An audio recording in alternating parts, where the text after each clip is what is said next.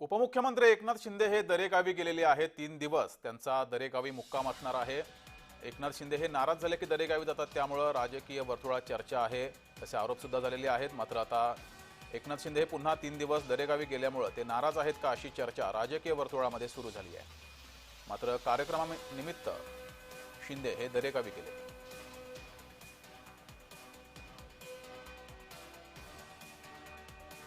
तर दृश्य आपण पाहतोय, 3 दिवस दरेगावी एकनाथ शिंदे यांचा मुक्काम असणार आहे। मात्र एकनाथ शिंदे हे दरेगावी गेल्यामुळे त्यांच्यावर विरोधकांनी आता टीका करायला सुरुवात केलेली आहे। एकनाथ शिंदे हे पुन्हा नाराज झालेले आहेत का, अशी टीका विरोधकांनी केली आहे।